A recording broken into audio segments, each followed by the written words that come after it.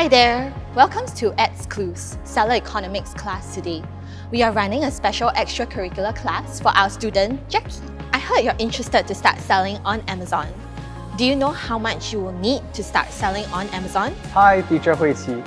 I'm definitely interested in being an Amazon seller, and I'm seeking help with how to actually allocate my budget across the major cost buckets when selling on Amazon. And of course, advertising is one major bucket. Yes, of course advertising is one major cost bucket to consider when launching. Could we do a recap on the different cost buckets on Amazon? Yes, let's go through some examples now. Firstly, product costs will include your cost of goods, which would depend on your product, plus Amazon referral fee, which would take up an estimated 15% of your costs. Number 2, we have logistic costs, which include first mile shipping that is dependent on each seller. FBA fees and storage fees will account in estimation starting from 30% of costs. And last but not least, operating costs, one major cost of which will be ads, which can account from 30% depending on the seller's life cycle and amount they choose to invest in ads. Yes, this makes the cost buckets when selling on Amazon a lot clearer. As we can see, advertising cost is one major cost factor that can vary a lot depending on the product lifecycle stage.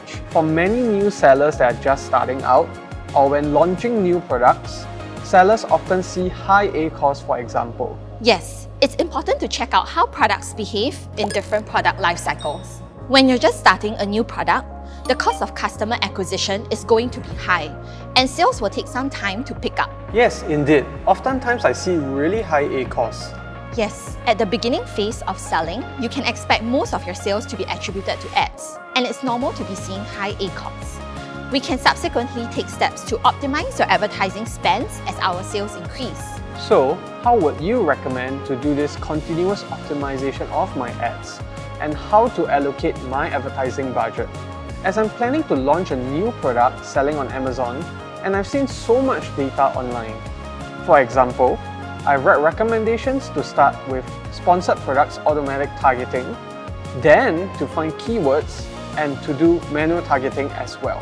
Yes, that's a good step to take at the start when you're trying to build a keyword list for yourself. Yes, but research has also shown that using multiple ad products leads to a 16.7 times increase in conversion rate when shoppers are exposed to sponsored brands and sponsored products together.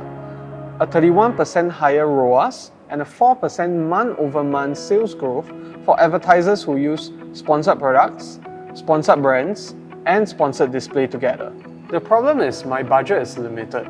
So how do I allocate my budget reasonably to different ad products? Yes, of course it varies on a case-by-case basis, but I would like to share a good case study from ApolloCPC Seller Trainers Tips with you.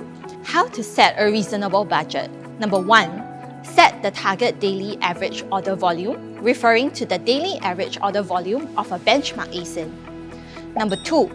Estimated proportion of advertising units, we want to set it to 80 to 90%. Number 3. Our customer acquisition cost per conversion, that will equals to cost per click or CPC divided by our historical average conversion rate CVR. And number 4, advertising daily budget equals to our daily average order volume multiplied by our advertising order volume proportion multiplied by our keyword conversion customer acquisition cost, which is number 1 multiplied by number 2 and multiplied by number 3. And number 5, we want to set a target daily click volume, which equals to your daily average order volume multiplied by your advertising order proportion divided by your average conversion rate CVR. Yes, I see. So now how do I actually prioritize which campaigns to launch and which ad products to use? We can see the recommendation here for advertisers to take when launching new products to maximize impressions and exposure to drive traffic to your listing. Here is the budget allocation that we would recommend. The key point here is to allocate at least 70% of budgets to manual targeting, where we drive traffic to our ASINs, and 30% to automatic targeting as the first step in launching a new product. I would recommend the following structure when grouping ads. Number 1, for sponsored products, to use high converting keywords, which are phrases or broad keywords.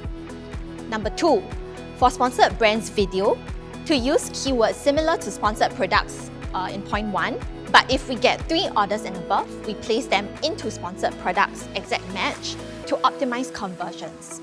Number 3, for sponsored products automatic campaign, to use close match targeting by using branded keywords, category keywords and ASINs, substitute ASINs as well.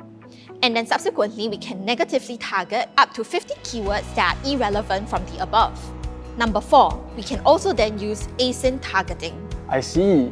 So we are trying to expand our traffic via the sponsored products phrase and broad match campaigns, where we'll find high converting keywords and place them into sponsored product exact match, as they will be long tail keywords with high orders. Yes, indeed.